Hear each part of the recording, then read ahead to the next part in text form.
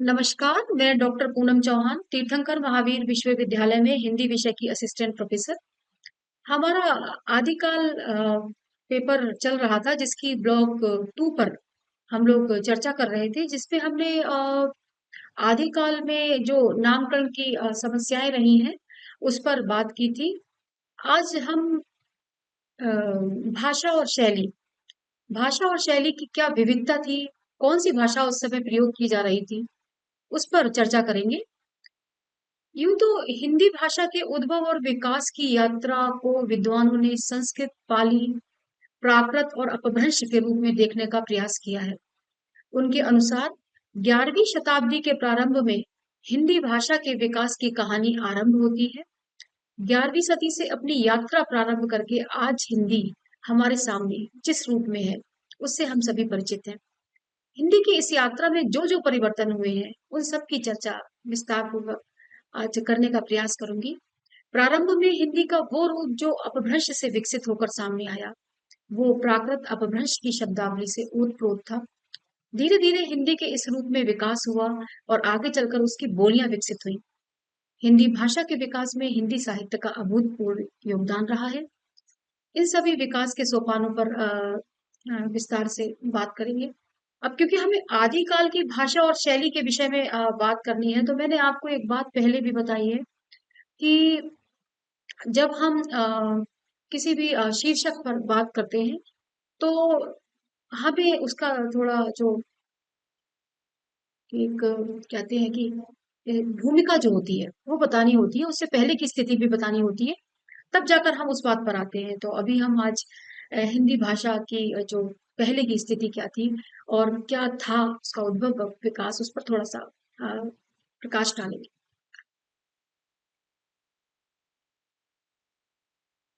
वैदिक संस्कृत काल में आर्य भाषा प्रदेश में 3 स्थानीय बोलियां विकसित हो चुकी थी। यदि हम हिंदी भाषा की पूर्व पीठिका पर बात करें, तो हम देखेंगे कि वैदिक संस्कृत, उसमें आर्य भाषा प्रदेश में 3 स्थानीय बोलियां विकसित हो चुकी थी। पश्चिमोत्तरी, मध्यवर्ती पूर्वी, पाली पाली काल में एक और स्थानीय बोली दक्षिणी का विकास हो गया था। इस प्रकार स्थानीय बोलियों की संख्या 4 हो गई।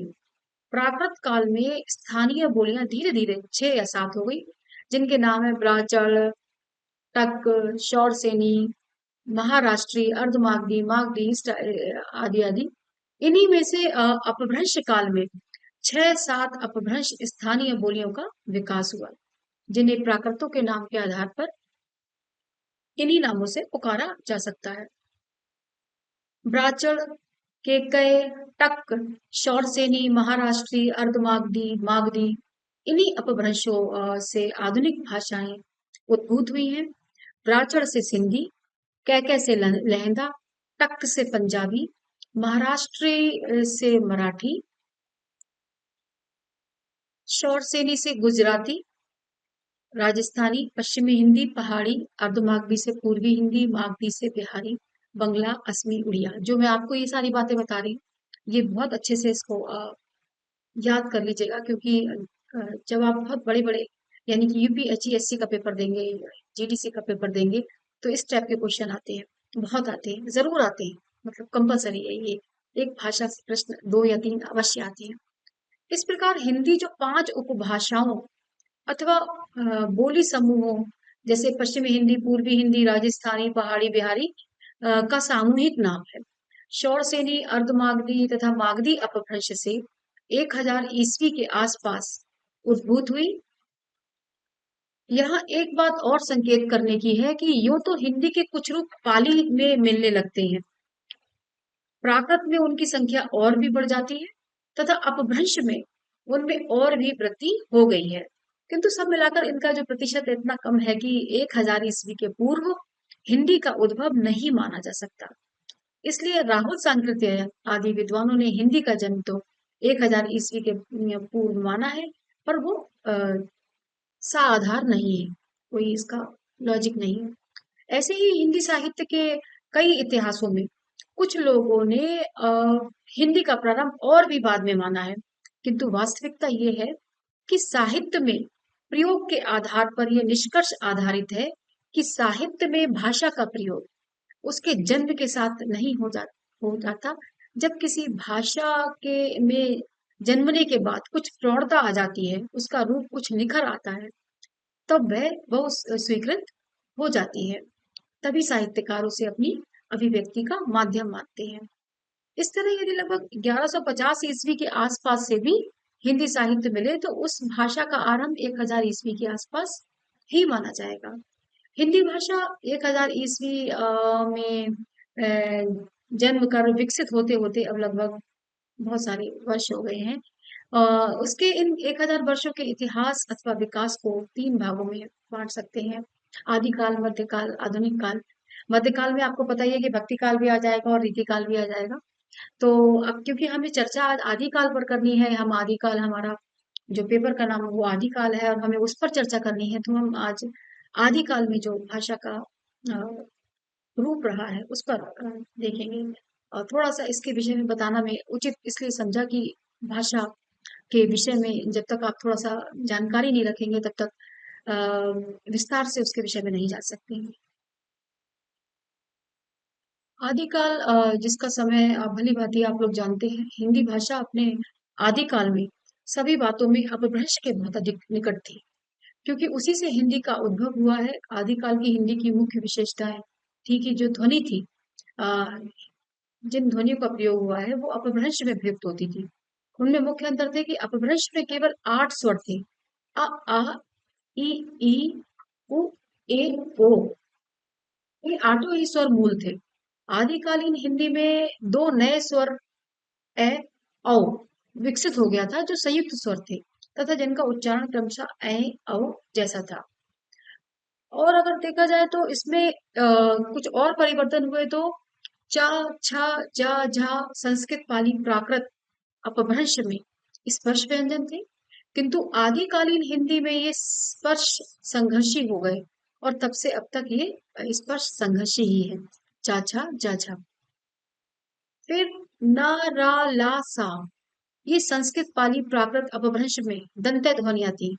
आदिकाल में ये वत्सत से हो गई। अपभ्रंश में डाड़ा व्यंजन नहीं थे। आदिकाल की हिंदी में इनका विकास हुआ। इसी तरह से ना, मा, लहा मतलब आधा ला हा, आधा मा हा, आधा ना हा ये संयुक्त व्यंजन थे। अब वे क्रमशः ना मा ला के महाप्राण रूप हो गए, अर्थात संयुक्त न रहकर मूल व्यंजन हो गए। फारसी, पश्तो, तुर्की आदि से कुछ नए शब्दों के आ जाने के कारण कुछ नए संयुक्त व्यंजन हिंदी में ऐसे आ गए जो अपभ्रंश में नहीं थे। कुछ अपभ्रंश शब्दों के लोप हो जाने के कारण कुछ ऐसे संयुक्त व्यंजन तथा व्यंजनाक्रमों आदि के लोप की भी संभावना हो गई जो अपभ्रंश में रहे होंगे। मतलब ऐसी बहुत सारी चीजें थी जो शुरुआत में जैसे भाषा आई अपभ्रंश में, तो जब हिंदी का विकास हुआ आदिकाल में, जब थोड़ी बहुत हिंदी का विकास हो गया था, तो बहुत सारी चीजें ऐसी थी जो पहले थी वो हट गई और कुछ चीजें ऐसी थी जो विकसित होकर आ गई आदिकाल में। अगर हम व्याकरण की बात करें तो आदिकाल हिंदी का व्याकरण 1000 ईस्वी के आसपास अपभ्रंश के बहुत निकट था। अपभ्रंश के बहुत अधिक जो इसका व्याकरण था वो बहुत नजदीक था।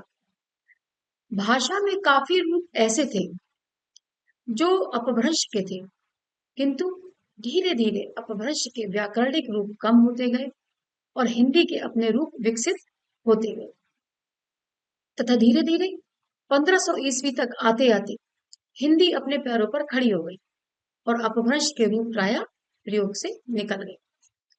आदिकालीन हिंदी का व्याकरण अपभ्रंश व्याकरण से इन बातों से भिन्न है जो मैं अभी आपको बताने जा रही हूँ कि अपभ्रंश संस्कृत, पाली, प्राकृत आदि की तुलना में वियोगात्मक रूप होते हुए भी एक सीमा तक संयोगात्मक भाषा थी। काफी क्रिया रूप तथा कारकीय रूप संयोगात्मक होते थे, किंतु आदिकालीन हिंदी में वियोगात्मक रूपों का प्राधान्य हो चला था। सहायक क्रियाओं तथा परसर्गों का प्रयोग काफी होने लगा था और धीरे धीरे संयोगात्मक रूप कम होते गए। और उनका स्थान वियोगात्मक रूप लेता गया। नपुंसकलिंग एक सीमा तक अपभ्रंश में था, यद्यपि संस्कृत पाली प्राकृत की तुलना में उसकी स्थिति अस्पष्ट सी ही होती जा रही थी। आदिकालीन हिंदी में नपुंसकलिंग का प्रयोग प्राय पूर्णतः समाप्त हो गया। गोरखनाथ में ने कुछ प्रसंगों को कुछ लोगों ने जो उनका गोरखनाथ ने जो कुछ जो प्रयोग किए हैं उसमें लोगों ने नपुंसक लिंग को माना है, किंतु ये मान्यता पूर्णतः संदिग्ध कही जा सकती है। हिंदी वाक्य रचना शब्द क्रम धीरे धीरे निश्चित होने लगा था। अपभ्रंश में शब्द क्रम बहुत निश्चित नहीं था। और अगर आदिकालीन के शब्द भंडार की बात की जाए तो आदिकालीन हिंदी का शब्द भंडार अपने प्रारंभिक चरण में अपभ्रंश का ही था, किंतु धीरे धीरे कुछ परिवर्तन आते गए, जिनमें उल्लेख दो तीन है। जैसे भक्ति आंदोलन का प्रारंभ हो गया था, तत्सम शब्दावली आदिकालीन हिंदी में अपभ्रंश की तुलना में कुछ आगे बढ़ने लगी थी। मुसलमानों के आगमन से कुछ पश्तो, फारसी, अरबी, तुर्की शब्द हिंदी में आए। जैसे अगर हम देखें तो उदाहरण के लिए गोरखनाथ जी का जो अ, गोरखवाड़ी है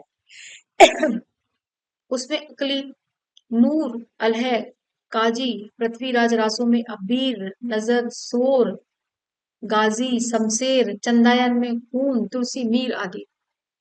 तो इस तरह से जो है बहुत सारे शब्द जो है फारसी, अरबी और तुर्की के भी हमारी हिंदी में शामिल हो गए थे। भक्ति आंदोलन तथा मुसलमानों का जब शासन का प्रभाव समाज पर पड़ा, तो उसके परिणाम स्वरूप इस बात की भी संभावना हो सकती है कि कुछ ऐसे पुराने शब्द जो अपभ्रंश में प्रचलित थे, इस काल में अनावश्यक होने के कारण या तो हिंदी शब्द भंडार से निकल गए या फिर उनका प्रयोग कम हो गया। आप देखो, जैसे हिंदी कोई भी भाषा हो, जैसे मैं केवल यहाँ पर हिंदी की ही बात नहीं कर रही हूँ, अगर हम किसी और भाषा की भी बात करें तो जैसे परिवेश में हम रहते हैं, जैसे लोगों के बीच में हम रहते हैं, हमारी भाषा वैसी ही हो जाती है। अगर हम ग्रामीण क्षेत्र में जाएंगे तो हमें उस भाषा के बीच में रहने के बाद में हमारी भाषा वैसी ही हो जाएगी। यदि हम क्षेत्र के अगर हम अनुसार देखें तो जिस क्षेत्र में जाएंगे हम उन लोगों के बीच में रहेंगे तो वो भाषा पर प्रभाव पड़ेगा और हमारी भाषा भी वैसी ही हो जाएगी। और इस तरह से जब इस्लाम आया तो अरबी फारसी के शब्द भी जाहिर सी बात है आए होंगे और इस तरह से उन्होंने हिंदी में अपना एक स्थान बना लिया। आदिकाल में जो बताया मैंने अभी आपको कि अरबी फारसी तुर्की आदि के शब्द आ ही गए। जैसे नूर है, ये हिंदी भाषा का शब्द नहीं है, तो ये गोरख वाणी में देखा जा सकता है। अबीर, ये भी हिंदी का नहीं है, पृथ्वीराज रासो में है। नजर, गाजी, शमशेर, ये सारे शब्द विदेशी हैं और इनको हम पृथ्वीराज रासो में देख सकते हैं। तो जब जैसा परिवेश वैसी ही भाषा, ऐसा ही होता है कि जब अ, इस्लाम आया तो इस्लाम के कुछ शब्द भी हमारे भाषा में शामिल हो गए।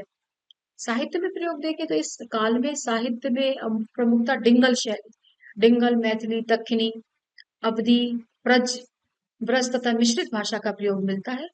इस काल के प्रमुख हिंदी साहित्यकार गोरखनाथ, विद्यापति, नरपति नाल, चंद्रवरदाई आदि हैं और इनके विषय में आप पहले वाले व्याख्यान में हम आपसे चर्चा कर भी चुके हैं।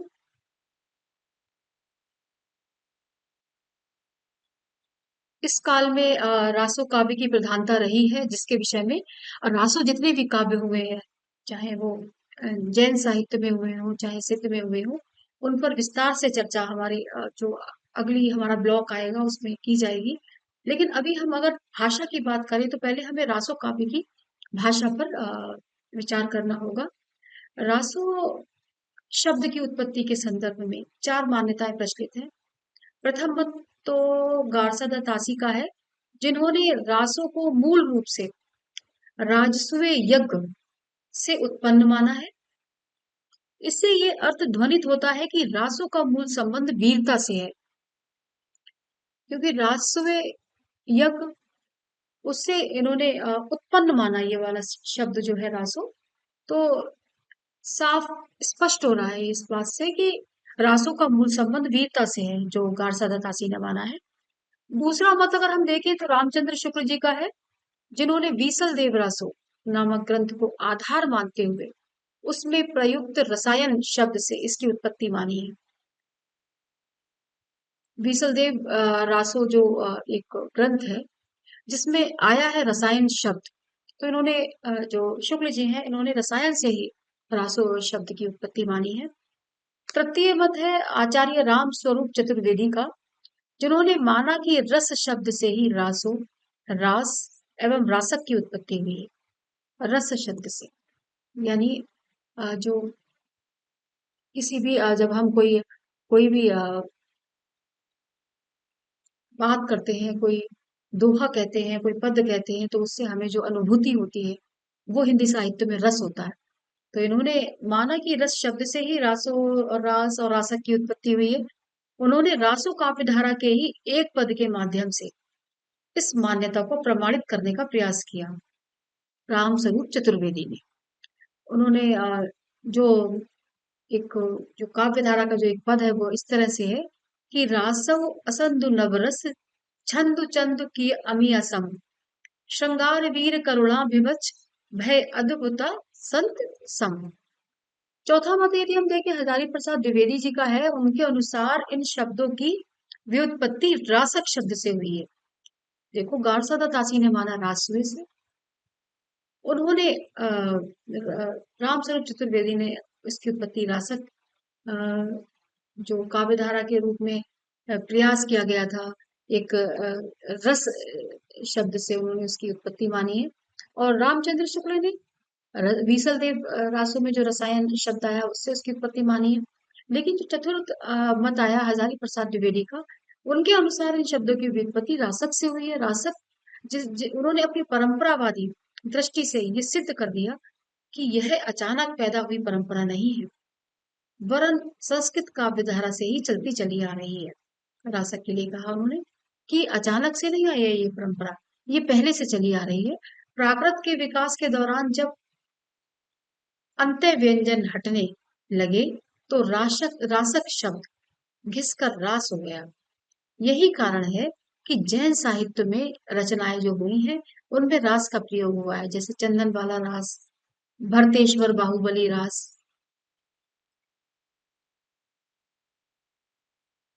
उपदेश रसायन रास। ऐसा इसलिए हुआ क्योंकि ये प्रायः प्राकृत भाषा अपभ्रंश में लिखे गए थे।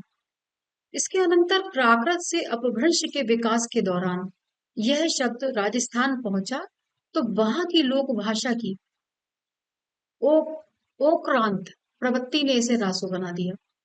इस क्षेत्र में चूंकि वीरतापूर्ण रचनाएं अधिक हुई हैं, अतः प्राय ऐसा हुआ कि वीरतापूर्ण रचनाओं के अंत में रासो शब्द का प्रयोग होने लगा।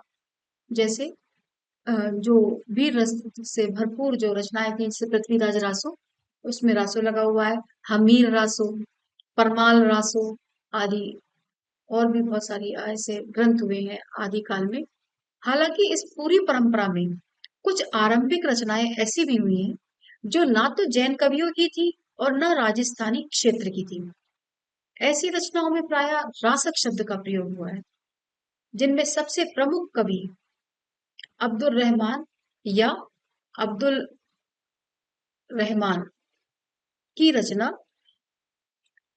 संदेश रासक है।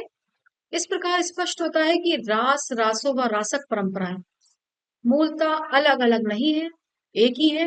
केवल स्थान तथा समय के अंतर से इनके नामकरण में भेद दिखाई देता है। अब प्रश्न यह उठता है कि रासो परंपरा का मूल आधार कहाँ स्थित है। वस्तुतः संस्कृत साहित्य में रासक शब्द के प्राय तीन अर्थ निकलते हैं। नंबर एक, नृत्य प्रधान रचना। नंबर दो, दृश्य प्रधान रचना। तथा नंबर तीन, गीत तथा भाव प्रधान रचना। हजारी प्रसाद द्विवेदी के अनुसार जैसे जैसे संस्कृत साहित्य पाली प्राकृत व अपभ्रंश साहित्य में परिवर्तित हुआ, वैसे वैसे ऐतिहासिक प्रभावों के कारण नृत्य प्रधान व दृश्य प्रधान रचनाएं प्राय लुप्त सी हो गई। गीत व भाव प्रधान रचनाएं इन नई भाषिक परंपराओं में प्रचलित हुई व इन्हीं रचनाओं को रासो साहित्य नाम दिया गया। रासो काव्य की भाषा का विश्लेषण विभिन्न आधारों पर किया जाता है, क्योंकि रासो साहित्य की रचना क्षेत्र व काल अत्यंत व्यापक रहा है। ये आधार मुख्यतः दो हैं, कालगत आधार तथा प्रवृत्तिगत आधार। कालगत परिप्रेक्ष्य में रासो काव्य की भाषा में दो तीन ऐतिहासिक चरण द्रष्टव्य है। इनमें प्राचीनतम चरण जैन कवियों की उन रचनाओं की भाषा का है जिनके अंत में रास शब्द प्रयुक्त हुआ है। इन रचनाओं को प्रकृताभास अपभ्रंश कहते हैं, अर्थात ऐसी भाषा जो है तो अपभ्रंश किंतु प्राकृत जैसा आभास दे रही है, तभी उसको प्राकृताभास कहते हैं।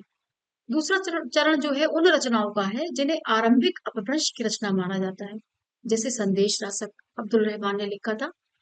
तीसरा चरण उन रचनाओं का है जिनकी भाषा को कहीं कहीं परवर्ती अपभ्रंश व कहीं कहीं परिनिष्ठित अपभ्रंश कहा जाता है।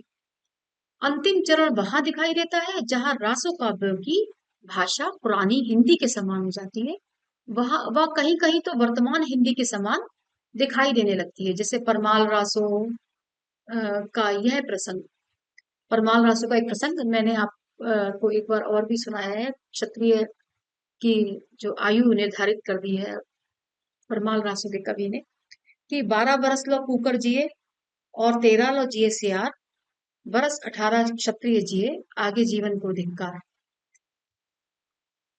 इस जो ये पंक्तियां हैं, जैसे वर्तमान हिंदी का स्वरूप समान कुछ कुछ दिखाई देने लगा है। 12 बरस लो, बस कुकर मतलब कुत्ते के लिए बोला गया है कि 12 बरस लो कुकर जिए, कि एक कुत्ते की आयु 12 वर्ष की होती है और 13 सियार की, और वर्ष 18 क्षत्रिय जिए। उन्होंने कहा कि क्षत्रियों को केवल 18 वर्ष तक ही जीवित रहना चाहिए, क्योंकि 18 वर्ष तक उनके अंदर जोश रहता है, वो युद्ध करके अपना वीर गति को प्राप्त हो सकते हैं 18 वर्ष की आयु तक। आगे अगर वो जीते हैं तो उनके जीवन को धिक्कार है, ऐसा परमाल रासो में लिखा गया है। व्यक्तिगत या स्थानगत आधार पर देखें तो रासो काव्य की भाषा को दो वर्गों में बांटने का प्रचलन है, डिंगल व पिंगल। डिंगल प्राय ओजपूर्ण प्रधान शैली है, जो वस्तुतः वीरता परक काव्यों में देखने को मिली है, जैसे कि परमाल रासों में दिखाई देती है। पिंगल का आशय श्रृंगार व प्रेम के लिए प्रयुक्त कोमल व व्याकरण सम्मत व्यवस्थित भाषा से है, जिसका प्रयोग मुख्यतः मध्य देश में व श्रृंगार प्रधान काव्यों में हुआ है, जैसे कि बीसल देव रासो। ऐसा भी नहीं है कि एक रासो काव्य में एक ही शैली का प्रयोग हुआ हो, उसमें अन्य शैलियों का प्रयोग भी हुआ है। सामान्यतः रासो काव्यों में दोनों शैलियों का समन्वय देखने को मिल जाता है। युद्ध आदि के प्रसंग में डिंगल तथा श्रृंगार आदि के संबंध में पिंगल शैली देखने को मिल जाती है। रासो काव्य परंपरा की भाषा के संबंध में एक विवाद है कि डिंगल व पिंगल शब्द विभिन्न भाषाओं को सूचित करते हैं या विभिन्न बोलियों। डिंगल व पिंगल में कोई वास्तविक भेद है भी या नहीं। जहां तक डिंगल का प्रश्न है, इस शब्द की उत्पत्ति पर अत्यधिक विवाद है। डिंगल का सबसे प्राचीन उल्लेख 8वीं शताब्दी के उद्योतन सूरी द्वारा रचित कुबलयमाला में मिलता है। डिंगल विद्वान शक्तिदान कविया के अनुसार पश्चिमी राजस्थान के अपभ्रंश से उत्पन्न 9वीं शताब्दी तक डिंगल अस्तित्व में आई और इस संपूर्ण क्षेत्र की साहित्यिक भाषा बन गई। डिंगल शब्द का प्रयोग जैन कवि वाचक कुशलाभ द्वारा कृत उडिंगल नाम माला और संत कवि सायाजी झूला द्वारा कृत नाग दमन में भी किया गया है, जो दोनों ग्रंथ 15वीं शताब्दी की शुरुआत में लिखे गए हैं। झवेरचंद मेघाड़ी के अनुसार डिंगल एक चारणीय भाषा अपभ्रंश और प्राकृत से विकसित हुई थी। मेघाड़ी ने डिंगल को एक भाषा और काव्य माध्यम दोनों के रूप में माना, जो राजस्थान और सौराष्ट्र के बीच में स्वतंत्र रूप से बहती थी और सिंधी और कच्छी जैसी अन्य ध्वन्यात्मक भाषाओं की रूपरेखा के अनुरूप ढल जाती थी। डिंगल भाषा की एक और विशेषता ये है कि इससे प्रारंभिक मध्ययुगीन काल के पुरातन शब्दों को संरक्षित करके रखा गया है, जो कहीं और नहीं मिलते हैं। डिंगल अन्य उत्तरी हिंद आर्य भाषाओं से अलग है, क्योंकि ये कई पुराने भाषा रूप व नव व्याकरणिक शाब्दिक निर्माणों को सम्मानित करती है। पश्चिमी राजस्थान में डिंगल की भौगोलिक उत्पत्ति के कारण डिंगल शब्दावली अनेकों सिंधी, फारसी, पंजाबी और संस्कृत के शब्दों को भी साझा करती है। व्याकरण की तुलना में शब्दावली के मामले में चारण अधिक रूढ़िवादी रहे हैं और अधिकांश काव्य और पुरातन शब्द जो 500 साल पहले उनके द्वारा उपयोग किए गए थे, आज भी वर्तमान समय के चारणों द्वारा उपयोग किए जा सकते हैं। हालांकि उनके अर्थ अब किसी भी श्रोता या पाठक के लिए बोधगम्य नहीं है। केवल डिंगल परंपरा में दीक्षित के सिवाय डिंगल में हम पुरातन शब्दों के संरक्षण के इस तथ्य को हमीर नामा माल और मनमंजरी नाम माला जैसे काव्य शब्दावलियों आदि के अस्तित्व द्वारा आसानी से समझ सकते हैं, जो पिछली 3 शताब्दियों या उससे अधिक से चारणों के अध्ययन पाठ्यक्रम में बड़ी भूमिका में निभा रहे। ऐतिहासिक रूप से पश्चिमी राजस्थान की भाषा डिंगल के रूप से जानी जाती है। डिंगल को मरु भाषा अर्थात मारवाड़ी भाषा के समान माना जाता है। डिंगल लेखकों के ग्रंथों में कई ऐतिहासिक उदाहरण मिलते हैं, जो इस दृष्टिकोण की पुष्टि करते हैं कि इस क्षेत्र की बोली जाने वाली भाषा को डिंगल भी कहा जाता है। पदम भगत द्वारा 15वीं शताब्दी के अंत में रचित आख्यान काव्य पाठ रुक्मणी मंगल या हारारा हारारी रो व्यावालो बोली जाने वाली भाषा में लिखित है। इसकी एक पांडुलिपि में एक दोहा मिलता है।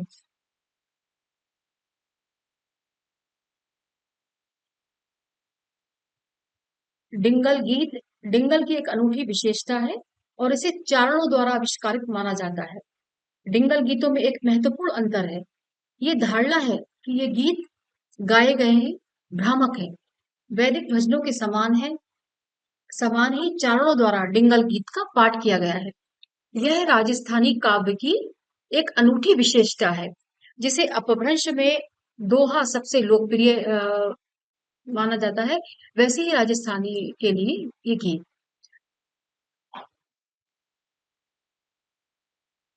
गीत डिंगल में 120 प्रकार के होते हैं। आमतौर पर डिंगल छंद ग्रंथों में 70-90 प्रकार के गीतों का प्रयोग किया जाता है। एक गीत एक छोटी कविता की तरह है, इसे गाया नहीं जाना चाहिए बल्कि एक विशेष शैली में उच्च स्वर में कहा जाता है। ऐसे हजारों गीत ऐतिहासिक घटनाओं की स्मृति में लिखे गए हैं। उनमें से कई ऐतिहासिक घटना के संबंध में समकालीन है और उन्हें साखरी कविता या गवाही की कविता के रूप में जाना जाता है। डिंगल का जो रूप पहले था, अब तो वो चलन से बाहर हो गई है। राजस्थान में भक्ति, शौर्य, श्रृंगार रस की भाषा डिंगल रही है। अब तो प्राचीन ग्रंथों को जब पढ़ने के योग जब हम हो जाएंगे, हालांकि प्राचीन ग्रंथों को पढ़ना इतना सरल नहीं है, तो इसमें डिंगल भाषा का प्रयोग हुआ है आदिकाल की भाषा में। कभी डिंगल के ओजपूर्ण गीत युद्ध के मैदानों में उत्साह भरा करते थे, लेकिन वक्त के साथ में राजस्थान, गुजरात और पाकिस्तान के सिंध प्रांत के सिंध प्रांत के कुछ भागों में सदियों से बहती रही डिंगल की काव्य धारा अब ओझल हो ही गई। भक्ति काल तक आते आते उसका रूप धूमिल होता गया। अ, इस डिंगल शब्द की व्युत्पत्ति पर भी काफी मतभेद रहे हैं, काफी विवाद रहे हैं। आचार्य हरप्रसाद शास्त्री ने इसकी उत्पत्ति डगल यानी अनपढ़ शब्द से मानी है और डॉक्टर तेसीतरी का भी मत है कि डिंगल एक अनियमित व गवारू शैली का नाम था। ओजपूर्ण प्रधानता के आधार पर भी डिंगल को परिभाषित करने का प्रयास किया गया है। मोतीलाल मेनारिया ने इसे डींगल के रूप में लिया, जिसका अर्थ होता है डींग हाँकना। डा वर्ण की अधिकता के कारण भी इसको इसे इसको इसकी इस तरह से व्याख्या की गई। और कुछ लोगों ने इसको डिम्बल कहा, डिम्बल यानी डमरू, गले में डमरू, जैसी ओजपूर्ण ध्वनियां निकालने के आधार पर भी इसे डिंगल माना गया। कुल मिलाकर डिंगल वो शैली है जिसमें ओजपूर्ण की उपस्थिति हो तथा जिसका प्रयोग सामान्यतः व्याकरण सम्मत ढंग से ना हुआ हो। मतलब एक सिस्टम से जो आगे चल के भाषा का विकास हुआ है वो वैसा नहीं था, व्याकरण के अनुसार नहीं थी। लेकिन क्योंकि रासो काव्य में इसका प्रयोग हुआ है, पृथ्वीराज रासो में भी डिंगल भाषा का प्रयोग प्रचुर मात्रा में हुआ है, तो डिंगल का महत्व कहीं ना कहीं इस काल में देखने को मिल जाता है। अब अगर हम पिंगल भाषा की बात करें तो पिंगल इस साहित्य परंपरा की दूसरी शैली है जिसमें व्याकरणिक व्यवस्था तथा माधुर्य गुण की अवस्थिति निर्णायक विशेषताएं मानी गई। रामचंद्र शुक्ल ने इसे ब्रज भाषा के आरंभिक रूप में स्वीकार किया। आगे चलकर राम कुमार वर्मा तथा धर्मवीर भारती ने तो इसे पूर्णतः ब्रज ही मान लिया। इस संदर्भ में शुक्ल जी लिखते हैं कि प्रादेशिक बोलियों के साथ साथ ब्रज या मध्य देश का आश्रय लेकर एक सामान्य साहित्यिक भाषा भी स्वीकृत हो चुकी थी, जो चारणों में पिंगल भाषा के नाम से पुकारी जाती थी। पिंगल नामक जो शब्द है, एक भाषा शैली का जो जन्म हुआ है वो पूर्वी राजस्थान में ब्रज क्षेत्रीय भाषा शैली के उपकरणों को ग्रहण करते हुए हुआ है। इस भाषा में चारण परंपरा के श्रेष्ठ साहित्य की रचना हुई। राजस्थान के अनेक चारण कवियों ने इस नाम का उल्लेख किया है। डॉक्टर चटर्जी के अनुसार अब अब है आ वा हा अभय ही राजस्थान में पिंगल नाम से ख्यात थी। डॉक्टर टीसी तोरी ने राजस्थान के पूर्वी भाग की भाषा को पिंगल अपभ्रंश नाम दिया। उनके अनुसार इस भाषा में से संबद्ध क्षेत्र में मेवाती, जयपुरी, आलवी आदि बोलियां मानी गई हैं। पूर्वी राजस्थान में ब्रज ब्रज क्षेत्रीय भाषा शैली के उपकरणों को ग्रहण करती हुई पिंगल नामक एक भाषा शैली का जन्म हुआ, जिसमें चारण परंपरा के श्रेष्ठ साहित्य की रचना हुई, यानी आदिकाल की रचना हुई। पिंगल शब्द राजस्थान और ब्रज के सम्मिलित क्षेत्र में विकसित और चारणों में प्रचलित ब्रजी का की ही एक शैली के रूप में प्रयुक्त हुआ है। पिंगल का संबंध शौरसेनी अपभ्रंश और उसके मध्यवर्ती क्षेत्र से है। सूरजमल ने इसका क्षेत्र दिल्ली और ग्वालियर के बीच माना है। इस प्रकार राजस्थान से इस शब्द का अनिवार्य लगाव नहीं रहा। यह शब्द ब्रजवाद भाषा वाचक हो गई। गुरु गोविंद सिंह के विचित्र नाटक में भाषा पिंगल दी कथन मिलता है।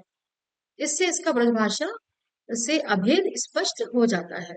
पिंगल और डिंगल दोनों ही शैलियों के नाम है, भाषाओं के नहीं।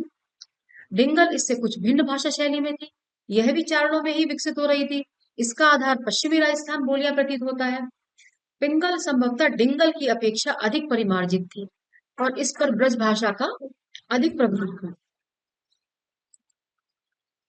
इस शैली को अभट्ट और राजस्थानी के मिश्रण से उत्पन्न भी माना जा सकता है। पृथ्वीराज रासो जैसी रचनाओं ने इस शैली को गौरव को बढ़ाया है। रासो की भाषा को इतिहासकारों ने ब्रज या पिंगल माना है। डिंगल और पिंगल दोनों का ही रासो साहित्य में हम देखेंगे तो दोनों का ही प्रचुर मात्रा में प्रयोग हुआ है।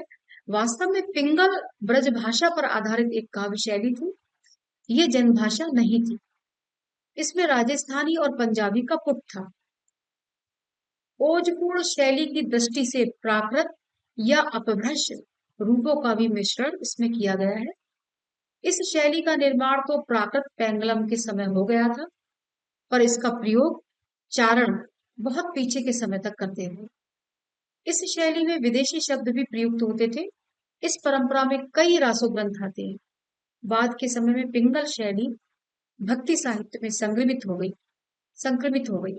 इस स्थिति में ओजपूर्ण संदर्भों की विशेष संरचना के भाग होकर अथवा पूर्व कालीन भाषा स्थिति के अवशिष्ट के रूप में जो अपभ्रंश के अन्य रूप मिलते रहे, उनका ह्रास होने लगा। और यदि अगर दूसरा इसका रूप देखें पिंगल का, तो हम देखेंगे कि पिंगल छंद शास्त्र के एक रचयिता का नाम था, जिन्होंने पिंगल नाम से अपने काफी साहित्य को लिखा है। और जो रचनाएं व्यवस्थित किस्म की भाषा शैली में रची गई, उन्हें पिंगल कहने की परंपरा थी। तो अभी इसी बात पर विवाद है कि पिंगल भाषा है या शैली है या परंपरा है। हालांकि बाद में अभी देखा जाए तो बाद के जितने भी विद्वान हुए हैं उन्होंने डिंगल और पिंगल को भाषा ही माना है। श्याम सुंदर दास व डॉक्टर तेसी तरी ने पिंगल को ब्रज के समान तो माना ही, किंतु मुख्य बल इस बात पर दिया कि यह व्याकरण व्यवस्था के अनुकूल भाषा थी। देखा जाए तो डिंगल और पिंगल दो भिन्न भाषाएं नहीं थी, बल्कि एक ही भाषा की दो शैलियां इसको माना जा सकता है। प्राय श्रृंगार संबंधी पदों में पिंगल की अधिकता तथा युद्धों के ओजपूर्ण वर्णनों में डिंगल की अधिकता दिखाई पड़ती है। कि जिन रचनाओं में श्रृंगार का प्रयोग प्रचुर मात्रा में हुआ है, वहां पर पिंगल की अधिकता देखी गई है। और जहां पर वीर रस का यानी युद्धों का जो ओजपूर्ण वर्णन जिन रचनाओं में मिला है, वो वहां पर डिंगल भाषा को देखा जा सकता है। इस तरह से डिंगल और पिंगल जो दोनों भाषा या शैली जो भी है, इनका प्रयोग आदिकाल में प्रचुर मात्रा में हुआ है, इसीलिए इन्हें आदिकाल की ही शैली के रूप में जाना जाता है। और बाद में जो और हमारा जो अ, काल और आए, जैसे भक्ति काल, नीति काल और फिर अब आधुनिक काल, तो उसमें फिर इसका प्रयोग धीरे धीरे कम होता चला गया। अंत में यदि हम इनको एक संक्षेप में अगर इन दोनों भाषाओं को देखें तो हमारा जो चल रहा था, जो टॉपिक चल रहा था हमारा आदिकाल का, भाषा आदिकाल में जो भाषा का प्रयोग हुआ उस पर। तो यदि डिंगल और पिंगल को हम संक्षेप में देखें तो डिंगल और पिंगल साहित्यिक राजस्थानी के दो प्रकार हैं। डिंगल पश्चिमी राजस्थानी का साहित्यिक रूप है। इसका अधिकांश साहित्य चारण कवियों के द्वारा लिखित है, जबकि पिंगल पूर्वी राजस्थानी का साहित्यिक रूप है और इसका अधिकांश साहित्य भाट जाति के कवियों द्वारा लिखा गया है। इस तरह से आप लोगों ने अ, ये दोनों जो भाषाएं हैं इनका प्रयोग किस तरह से आदिकाल में हुआ है, आप के साथ में इस पर हमने आज चर्चा की।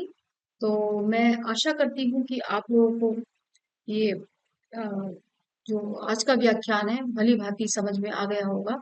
भाषा से संबंधित यदि कोई प्रश्न आपके मन में होगा तो इस व्याख्यान के बाद में मैं आशा करती हूँ कि वो दूर हो गया होगा और आपकी समझ में आ गया होगा कि उस समय कौन सी भाषा का प्रयोग हो रहा था, क्योंकि अभी तक हमने जितने भी इसके आदिकाल के व्याख्यान हुए हैं उनमें कहीं पर भी भाषा का की चर्चा नहीं हुई है।